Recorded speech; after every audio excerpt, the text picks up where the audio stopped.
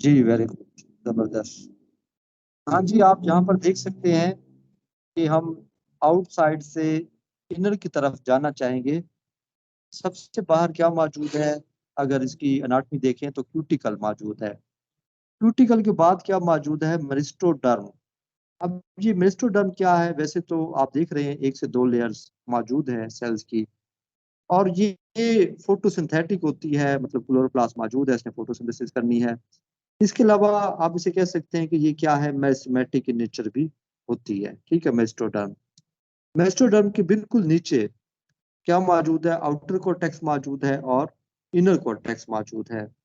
और यहाँ पर आप देख रहे हैं सेल जो है वो लार्ज इन साइज है कोर्टेक्स के अंदर, ठीक है। और या आप कह सकते हैं इलोंगेटेड सेल्स हैं। और इसके बाद जो नेक्स्ट रीजन है, जैसे कि क्रॉस सेक्शन दिखाया हुआ है आपको, मल्टीपल हाइफी दिखाए हुए हैं, ये ट्रम्पेट हाइफी दिखाए हुए हैं। ये कौन सा हिस्सा है इसका? ये इसका आप कह सकते हैं सेंट्रल जोन है, या जिसको हम मेडुला के नाम से जानते हैं, ठीक है। इधर लेबल नहीं किया हुआ, लेकिन आप इसको समझ लें कि कॉर्टेक्स के जो बाद वाला हिस्सा है उसको हम नाम देते हैं किस चीज का? मेडुला। मेडुला के अंदर क्या क्या बातें आपने याद रखनी? इसमें आपने ये याद रखना है कि इसमें मुख्तलिफ किस्म के स्ट्रक्चर्स मौजूद हैं। मिसाल के तौर पे यहाँ पे ट्रम्पेट हाइफी मौजूद है। ट्रम्पेट हाइफी से क्या मुराद है?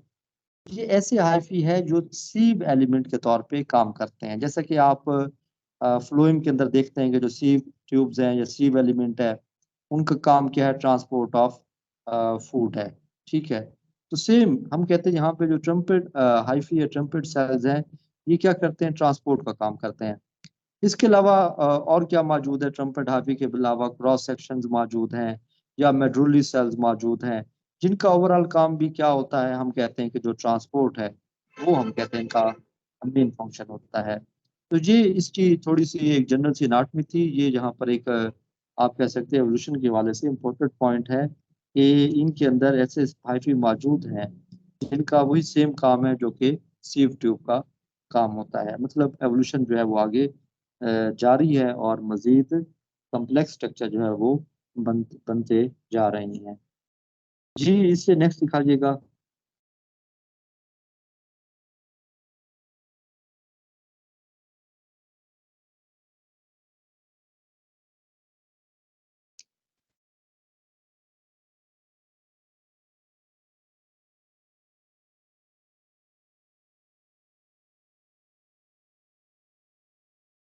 नेक्स्ट डायग्राम इधर शो हो रही है।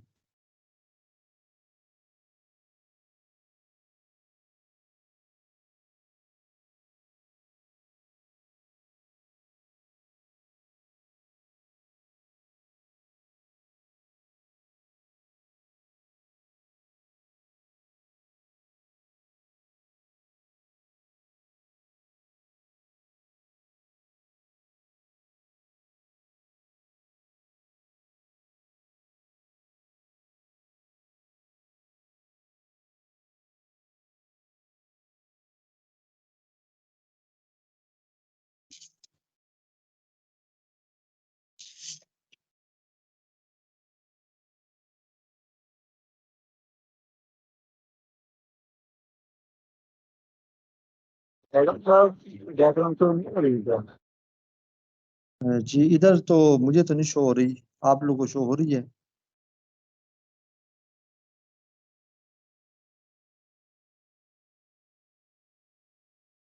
बस डायग्राम बता दे क्या है तो मैं बता दूंगा उसमें क्या कुछ है।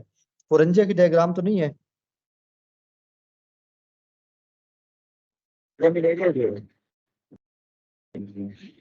हाँ जी, यहाँ पर जी ठीक है, अब डायग्राम शो हो रही है। तो यहाँ पर आपको जो स्पोरेंजिया दिखाए हुए हैं, ठीक है, ये यूनिलाकुलर स्पोरेंजिया है। तो इसी फेओफाइटा के अंदर कुछ ऐसे मेंबर हैं जिनके अंदर प्लूरिलाकुलर स्पोरेंजिया होते हैं। मिसाल के तौर पे हम कहते हैं कि साथ इसी का दूसरा मेंबर है इसी फैमिली का, तो उसके अंदर प्लूरिलाकुलर स्पोरेंजिया होते हैं। अब ये यूनिलाकुलर से मुराद क्या है? इससे मुराद क्या है आपको से समझ आ ही रहा है, जिसके अंदर एक ही लाक्यूल या चेम्बर हो। तो आप ये कह सकते हैं कि इसके अंदर एक सेल पर मुश्तमिल होता है, ठीक है, इसको यूनिलाकुलर कहते हैं। और ये हैप्लॉइड स्पोर्स बनाता है, ठीक है। जो बेसिक डिफरेंस है यूनिलाकुलर में प्लूरिलाकुलर में, जो यूनिलैकुलर है उसके अंदर हैप्लॉइड स्पोर्स होते हैं, उनकी तादाद कितनी होती है? 32 होती है। जो प्लूरिलैकुलर होते हैं, ठीक है, उनके अंदर कितने होते हैं? हम कहते हैं उसके अंदर डिप्लॉयड स्पोर्स होते हैं, उनकी तादाद क्या होती है? इससे ज्यादा हो सकती है। तो ये थोड़ा सा डिफरेंस था यूनिलैकुलर और प्लूरिलैकुलर का। ये आप क्या कर लेंगे, इसमें देख लेंगे। और उसके बाद नेक्स्ट डायग्राम शेयर कीजिएगा काइंडली।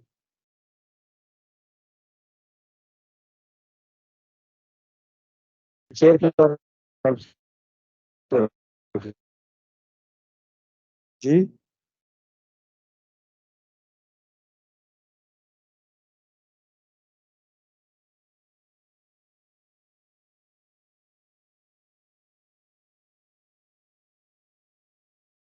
डायग्राम। नेक्स्ट डायग्राम यहाँ पे नहीं शो हो रही।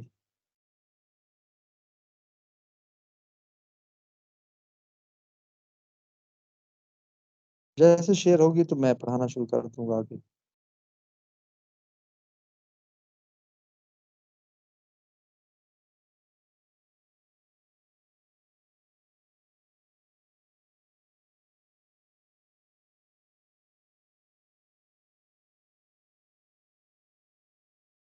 हाँ जी से नेक्स्ट। जी बिल्कुल, वेरी गुड। तो यहाँ पर देखिएगा, हम इसका थोड़ा सा लाइफ साइकिल देख लेते हैं। इस लाइफ साइकिल में क्या बताया हुआ है, हम कहाँ से स्टार्ट करें? हम स्टार्ट कर लेते हैं इसके जहाँ पे 2n लिखा हुआ है, ठीक है, लेमिनेरिया प्लांट 2n लिखा हुआ है। तो इसमें क्या होते हैं? स्पोरेंजिया होते हैं जो क्या है? डिप्लॉयड है, उनके अंदर मायोसिस होती है, तो हैप्लॉइड टेट्रास्पोर्स बनते हैं, जर्मिनेट करते हैं, एक मेल गमीटोफाइट बना रहे हैं। और कुछ क्या बना रहे हैं इनके? कुछ मेल गमीटोफाइट, कुछ फीमेल गमीटोफाइट। मेल गमीटोफाइट पे क्या होगा? एंथ्रीडिया, और फीमेल पे क्या होगा? ओगोनिया होगा। मेल ने स्पर्म बनाए, फीमेल ने क्या बनाया? एग बनाया। फ्यूज करेंगे, जाइगोट बनेगा, ठीक है। और वो क्या करेगा? हम कहते हैं जर्मिनेट करके दोबारा से हम कहते हैं कि ये प्लांट बना देगा। ये लाइफ साइकिल आपको दिखाया हुआ है किस चीज का? लेमिनेरिया का। खैर, जो मेन इसमें बातें थी बताने वाली, वो आपको इसके हवाले से बता दी हैं। तो इसके बाद देखिएगा नेक्स्ट डायग्राम हमारे पास क्या है।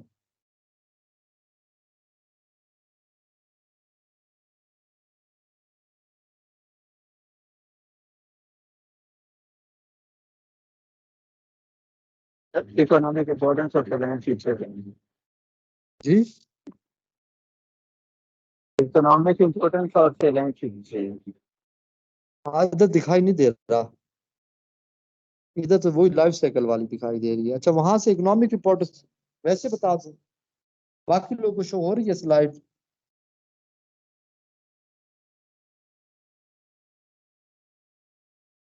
अगर बाकी लोगों को शो हो रही है तो आप उस पर देख सकते हैं।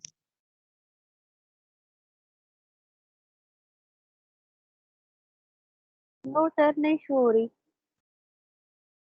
हाँ, फिर वो नेट का इशू होगा सर आपकी तरफ।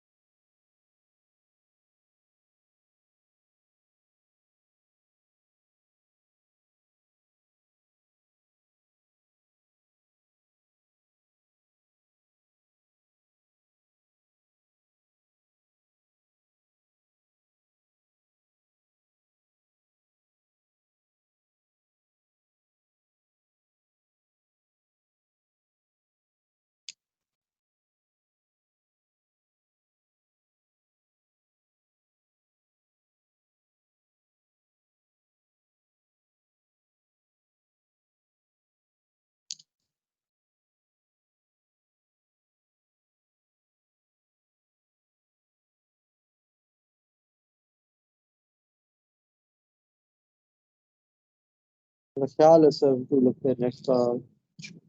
हाँ जी, वेरी गुड सर, ठीक है, डायग्राम शो हो रही है। तो यहाँ पर देखिएगा मैंने आपसे सर मैंने पहले फाइल भी सेंड कर दी है ग्रुप। जी जी अब शो हो रही है। जी आपको मल्टीपल टाइम्स आपसे ये कहा है कि कोई भी आमतौर पे हम पढ़ने जा रहे हैं टॉपिक, तो आपने उसके की पॉइंट्स जो है वो लाजमी तौर पे आपने याद रखने हैं। तो यहाँ पर फर्स्ट क्या बताया हुआ है कि 3 बेसिक पार्ट है इसके, थैलस के, डिप्लॉइड है, स्पोरोफाइट है, 3 बेसिक पार्ट्स हैं। होल्ड फास्ट है, स्टाइप है और ब्लेड है, ऑलरेडी बता दिया है। और ग्रोइंग रीजन कहाँ पर मौजूद है? Transitional zone. ट्रांजिशनल जोन से मुराद क्या है? वो हिस्सा जो कि स्टाइप और ब्लेड के दरमियान मौजूद है, वहां पर ग्रोइंग रीजन या मेरिस्टेमेटिक रीजन मौजूद है। और lamina is renewed at the base each year, जो कि आपको बताया कि ऐसे हैं जो कि आप कह सकते हैं कि एक से ज्यादा साल जिंदा रहते हैं। तो उनमें हमने कहा कि हर साल जो इसका ब्लेड है वो क्या होता है? रिन्यू होता है। और मजीद जो नंबर 5 पॉइंट है इसमें ट्रम्प एंड हाइफी, ये बहुत इंपॉर्टेंट है। ये आपसे पूछ लिया जाता है कौन सी एलजी है जिनके अंदर ट्रम्प एंड हाइफी मौजूद है। with their perforated cross wall recall the sieve element of the vascular plants। इनका हम कहते हैं वही सेम फंक्शन है जो कि sieve एलिमेंट का होता है। ये नंबर 5 पॉइंट था। और जो स्पोरेंजिया है वो अरेंज होते हैं एक ग्रुप के अंदर जिसको हम नाम देते हैं सोराई का। डायग्राम फिर गायब हो गई है।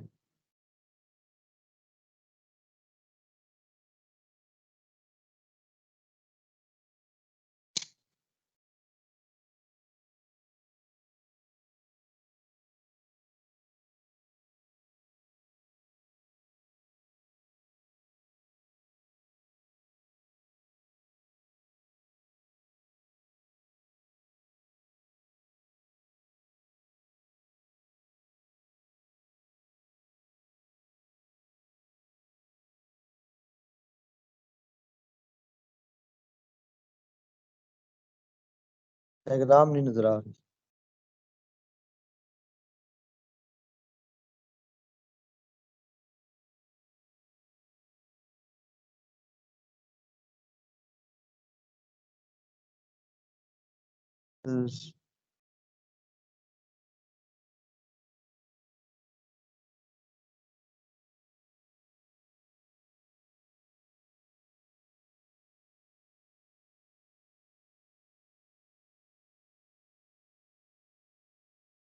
सर अच्छा आप लोग को बाबर साहब ने वहां से शेयर तो कर दी है, मैं यहाँ से आगे पढ़ता जाऊं?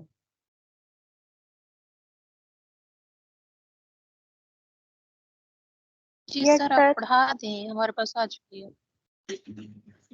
हाँ जी ठीक है। आप लोग देख चुके हैं, देखें हमने कहा जहाँ हाइट की बात की है, तो उसके बाद मजीद क्या कहा है? मजीद ये बताया आपको कि हर एक सोरस के अंदर क्या मौजूद है, जो यानी कि स्पोरेंजिया के अंदर माइओसी से 32 म्यूजोस्पोर बनते हैं। आपको पहले ही बताया कि जो स्पोरेंजिया है यूनिलाकुलर है और इसके अंदर कितने होते हैं? 32 म्यूजोस्पोर होते हैं, यानी कि जो हैप्लॉइड स्पोर्स हैं। जो प्लूरिलाकुलर है उसके अंदर क्या होते हैं? डिप्लॉइड होते हैं। ठीक है, वो इसी की फैमिली का दूसरा मेंबर है, उसके अंदर प्लूरिलाकुलर होंगे। उस तरफ जाएंगे तो मैं आपको बताऊंगा। ठीक है, बाकी मजीद इसमें क्या है? मजीद इसमें कोई यहाँ पर एज इट इज बात नहीं बताई हुई। ठीक है, तो इस पीडीएफ के मुताबिक चलते हैं, इधर भी डाउनलोड हो जाए मेरे पास तक, मुझे पता हो कि नेक्स्ट स्लाइड कौन सी है, क्योंकि जो बाबर साहब को भेजी है उसी को मैं देख कर आगे बता देता हूँ नेक्स्ट क्या है हमारे पास।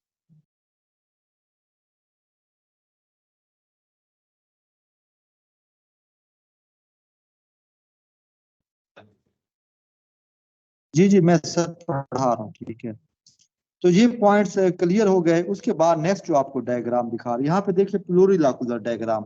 ये किसके अंदर है? एक्टोकार्पस के अंदर। आपने जैसे इतना याद रखना, एक्टोकार्पस में ये सिर्फ 1 से 2 पॉइंट आपको बता दिए कि जो स्पोरेंजिया है वो प्लूरिलाकुलर है और जो लेमिनेरिया है उसके अंदर क्या है? यूनिलाकुलर है। इसके अंदर जो स्पोर्स होंगे वो कैसे होंगे? डिप्लॉइड स्पोर्स होंगे, और जो लेमिनेरिया था उसके अंदर हैप्लॉइड स्पोर्स हैं। तो उसके बाद आपको एक और डायग्राम एक्टोकार्पस, और ऊपर आपको एक एग दिखाई दे रहा है यानी कि फीमेल गैमेट, और इसके गिर्द बहुत सारे मेल गैमेट दिखाई दे रहे हैं। इसके लिए टर्म यूज होती है क्लम्पिंग ऑफ गैमेट्स। तो ये एक करेक्टर है एक्टोकार्पस का कि क्लम्पिंग ऑफ गैमेट्स, कौन सी एलजी के अंदर आपको दिखाई देते हैं, ये एक्टोकार्पस के अंदर। यही दो मेन पॉइंट, प्लूरिलाकुलर स्पोरेंजिया और मजीद आपको बताया कि क्लम्पिंग ऑफ गैमीट्स। ये दो कैरेक्टर आपने एक्टोकार्पस के अंदर याद रखने हैं। बाकी लेमिनेरिया के कौन कौन से हैं वो मैंने आपको सारे बता दिए हैं। नेक्स्ट डायग्राम की तरफ आते हैं। देखिए ये किसकी डायग्राम है, नीचे लिखा हुआ है पॉलीसाइफोनिया जी।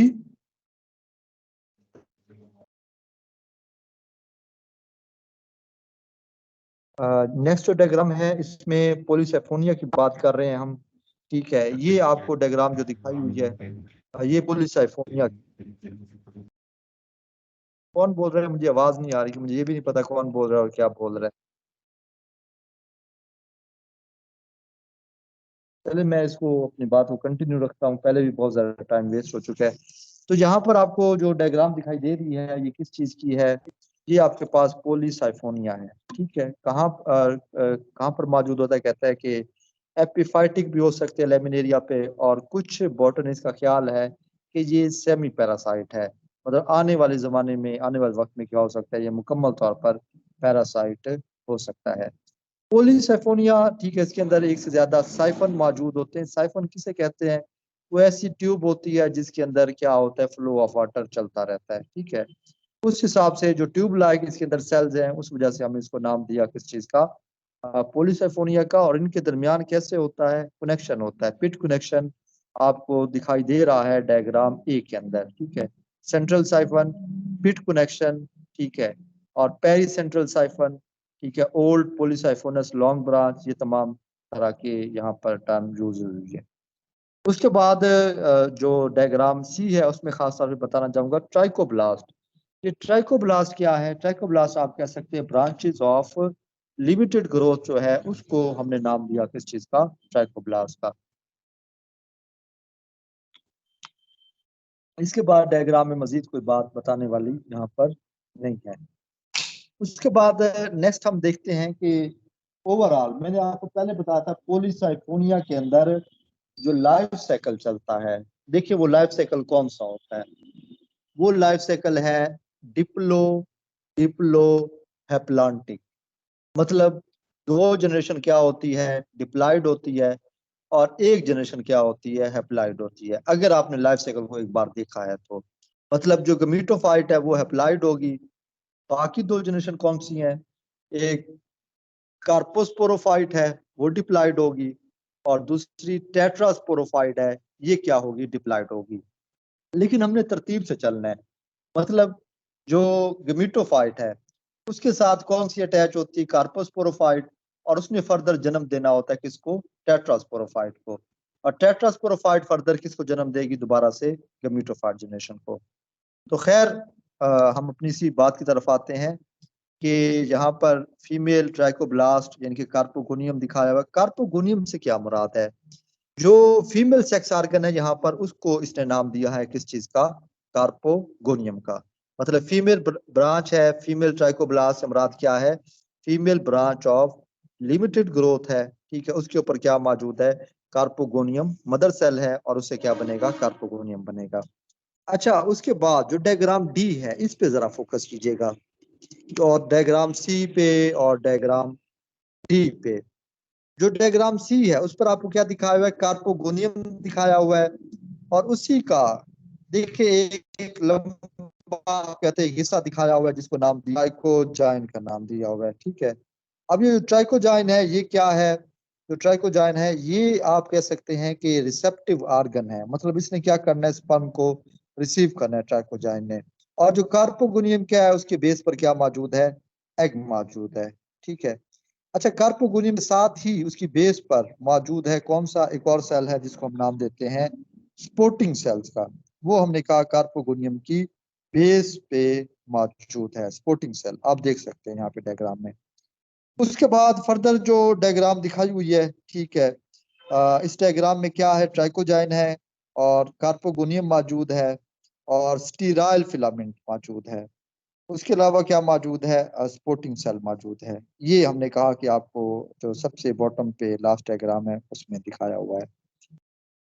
अच्छा, उसके बाद मजीद नेक्स्ट पेज पे जो डायग्राम है, ठीक है, उसकी तरफ आते हैं।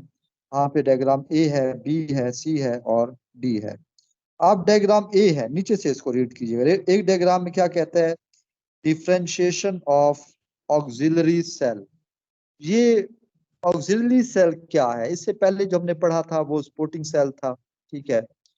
अब हम कहते हैं कि सपोर्टिंग सेल कौन सा था, हमने पहले बता दिया कि जो कि कार्पोगोनियम की बेस पे मौजूद था, उसको हमने सपोर्टिंग सेल का नाम दिया। इसी सपोर्टिंग सेल से ही अराइज करता है कौन सा, मतलब ऑक्सिलरी सेल, इससे अराइज कर रहा है, ठीक है। और डायग्राम ए में क्या लिखा हुआ है, यहाँ पे लिखा हुआ है डिफरेंशिएशन ऑफ ऑक्सिलरी सेल, ठीक है। यानी कि जो सपोर्टिंग सेल है उसी की बेस पर आपने देखा कि जो ऑक्सिलरी सेल है वो यहाँ पर मौजूद है, मतलब दोनों आपस में अटैच है। या आप भी कह सकते हैं, सॉरी, उसकी टॉप पे जो सपोर्टिंग सेल है उसके टॉप पर क्या मौजूद है, ऑक्सिलरी सेल अब आपको दिखाई दे रहा है डायग्राम ए में। डायग्राम बी में यहाँ पे नीचे क्या लिखता है, establishment of a tubular connection between auxiliary cell and the carpogonium. अब जो ऑक्सिलरी सेल है और जो कार्पोगोनियम है, इसके दरमियान ये कनेक्शन बन रहा है। ये कनेक्शन इंपॉर्टेंट क्यों है, इंपॉर्टेंट इस वजह से है कि जो कार्पोगोनियम के अंदर न्यूक्लियस मौजूद है वो फर्दर यहाँ पर ट्रांसपोर्ट होता है किसके अंदर, ऑक्सिलरी सेल में। दिखाया हुआ है migration of one diploid nucleus into the auxiliary cell.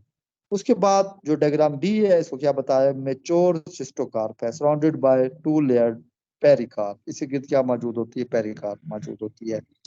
मतलब डायग्राम बी में कौन से स्ट्रक्चर मौजूद है, ऑक्सिलरी सेल है जो कि सपोर्टिंग सेल से बना कार्पोगोनियम, फीमेल सेक्स ऑर्गन मौजूद है, डिप्लॉयड न्यूक्लियस जो कि हमने कहा कार्पोगोनियम में मौजूद था, और इसके अलावा मजीद क्या दिखाया, सपोर्टिंग सेल दिखाया हुआ है और स्टीराइल फिलामेंट दिखाया हुआ है। खैर सी के अंदर क्या दिखाया हुआ है, गुनिमोब्लास्ट इनिशियल। अब ये एक और टर्म आ गई है, ठीक है। ये गुनिमोब्लास्ट क्या चीज है, वैसे तो आप अगर बट्रैकोस्पर्मम में आप देखेंगे वहां पर आप कहेंगे जाइगोट से जो चीज डेवलप हो रही है, आप नेट पे सर्च करेंगे कि जो चीज जाइगोट से डेवलप हो रही है उसको हम नाम दे रहे हैं गुनिमोब्लास्ट इनिशियल का। लेकिन यहाँ पे टेक्निकली हम कहेंगे कि ये वो सेल है गुनिमोब्लास्ट इनिशियल जो कि ऑक्सिलरी सेल से अराइज हो रहा है, ठीक है, upper side of the auxiliary cell. तरतीब देखिएगा, हमने कहा कि स्पोर्टिंग सेल से क्या बनता है, स्पोर्टिंग सेल के ऊपर मौजूद है होता है ऑक्सिलरी सेल, मतलब स्पोर्टिंग सेल से बना ऑक्सिलरी सेल, ऑक्सिलरी सेल से क्या बना, गुनिमोब्लास्ट इनिशियल बना, ठीक है। तो इसके अलावा जो डायग्राम डी है उसके अंदर क्या मौजूद है, यहाँ पर मौजूद है एक आप कह सकते हैं कि पेरिकार्प। पेरिकार्प से मुराद वो आप कह सकते हैं कि लेयर जो कि सराउंड कर रही हैं सिस्टोकार्प। इसके अलावा प्लेसेंटल एलिमेंट है, जो प्लेसेंटल एलिमेंट क्या है, मैंने लास्ट टाइम भी नोट शेयर किए थे, आपने देखा होगा कि बाद में ये तमाम सेल फ्यूज कर जाते हैं, कौन कौन से, सपोर्टिंग सेल, ऑक्सिलरी सेल और स्टीराइल एलिमेंट, ठीक है। ये फ्यूज करके क्या बनाते हैं, प्लेसेंटल सेल बनाते हैं जो कि बेस पे मौजूद है किस चीज के, कार्पोस्पोरेंजियम के, ठीक है। कार्पोस्पोरेंजियम जो स्पोरेंजिया जो कि हमने कहा कि इस जो कार्पोगोनियम या भी कह सकते हैं जो सेकंड जनरेशन है, पहली गमीटोफाइट थी, उसके बाद जो कार्पोस्पोरोफाइट है, कार्पोस्पोरोफाइट में जो आपने देखा स्पोरेंजिया हैं जिनको हमने नाम दिया कार्पोस्पोरेंजियम का। एक बार मैं रिवाइज करना चाहूँगा, ठीक है। हमने स्टार्ट किया था गमीटोफाइट जनरेशन से। गमीटोफाइट जनरेशन जो है उसमें जैसा कि स्पर्म और एग फ्यूज करते हैं, फ्यूज करने के बाद जाइगोट बना, उसके बाद ये जो है सेकंड जनरेशन इनके कार्पोस्पोरोफाइट वो डेवलप हो रही है। और वो कैसे डेवलप हो रही है, उसमें कौन कौन से स्ट्रक्चर होते हैं वो मैंने आपको बता दिया। सपोर्टिंग सेल्स है, ऑक्सिलरी सेल है और स्टीराइल फिलामेंट है जो कि फ्यूज करके क्या बना रहे हैं, प्लेसेंटा बना रहे हैं, ठीक है। मजीद नेक्स्ट डायग्राम में देखते हैं, मजीद नेक्स्ट डायग्राम में आपको सिस्टोकार्प दिखाई हुई है, ठीक है। फ्रूटिंग बॉडी है सिस्टोकार्प, इसकी पॉलीसाइफोनिया की किस किस चीज से मिलकर बनी, वही जो प्लेसेंटा एलिमेंट थे वो आपने देखे, गुनिमोब्लास्ट फिलामेंट है और जो कार्पोस्पोरेंजिया है और उसके गिर्द जो के वाल थी, ठीक है, पेरिकार्प, वो सारे मिलकर क्या बना रहे हैं, सिस्टोकार्प बना रहे हैं किस चीज की, पॉलीसाइफोनिया की। अच्छा, ये बातें थोड़ी सी कंफ्यूजिंग होती हैं, ठीक है, इस वजह से मैंने सोचा कि आपको क्या करें बता दें। लाइफ साइकिल की तरफ आते हैं, लाइफ साइकिल से आपके लिए मजीद आसान हो जाएगा। हम स्टार्ट करेंगे वहीं पे गमीटोफाइट जनरेशन से, जो कि गमीटोफाइट जनरेशन थी, कहाँ पर दिखाई दे रही है, जहाँ पर ठीक है, हाँ जी, ओके हो गया, ठीक है। चलिए हम बेस से स्टार्ट करते हैं, जाइगोट से स्टार्ट करते हैं, बिल्कुल जहाँ पे एरो दिखाए हुए हैं। जो जाइगोट है तो उससे क्या बना, आपको बताया था वही ग्लूकोब्लास्ट फिलामेंट बना जो कि 2n है। उससे क्या बन रहे, कार्पोस्पोरेंजिया बन रहे हैं। और कार्पोस्पोरेंजिया के अंदर क्या होते हैं, कार्पोस्पोर। कार्पोस्पोर डिप्लॉइड स्पोर है, जर्मिनेट करके टेट्रास्पोरोफाइट बनाएंगे। ये भी अभी तक डिप्लॉइड है, ठीक है। उसके अंदर टेट्रास्पोरेंजियम है, और टेट्रास्पोरेंजियम के अंदर मायोसिस से हैप्लॉइड स्पोर बनते हैं, जिनको हम टेट्रास्पोर का नाम देते हैं। यहाँ पर आप कह सकते हैं कि गमीटोफाइट जनरेशन स्टार्ट हो जाती है, ठीक है। हैप्लॉइड जनरेशन है, टेट्रास्पोर से स्टार्ट हो गई। और उसके बाद फर्दर क्या है, इसमें मेल प्लांट है, फीमेल प्लांट है, मेल ट्राइकोब्लास्ट, फीमेल ट्राइकोब्लास्ट, और कार्पोस्पोरिया है, स्पर्मेटेंजिया है, और उससे स्पर्मेटिया और फीमेल गैमेट्स बने, फ्यूज करेंगे तो उसके नतीजे में क्या बनेगा, जाइगोट बनेगा। ये लाइफ साइकिल था किस चीज का, पॉलीसाइफोनिया का।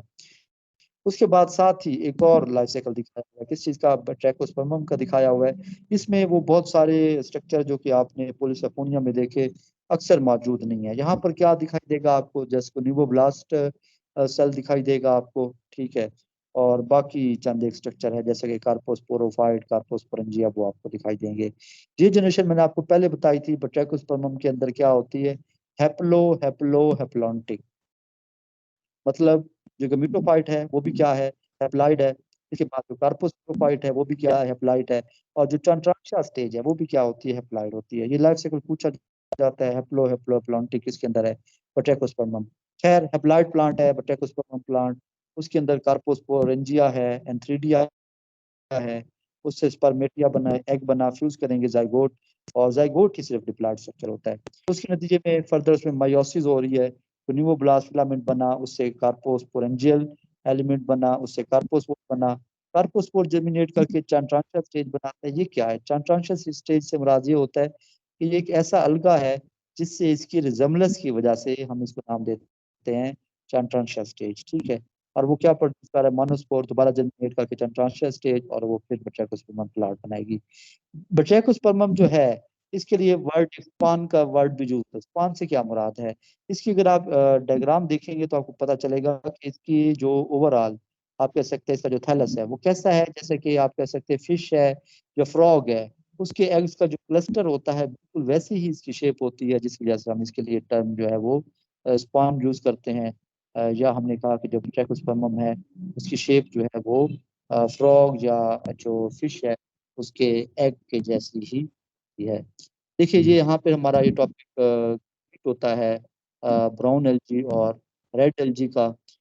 लेकिन आप अगर ये इतने तमाम स्ट्रक्चर बताने का मकसद सिर्फ ये था कि जब आप क्लासेज में रेड एल्गी पढ़ाते हैं तो उस वक्त आपके लिए फिलामेंट, कार्पोस्पोरोफाइट, टेट्रास्पोरोफाइट, ये तमाम स्ट्रक्चर समझना थोड़ा सा मुश्किल होता है।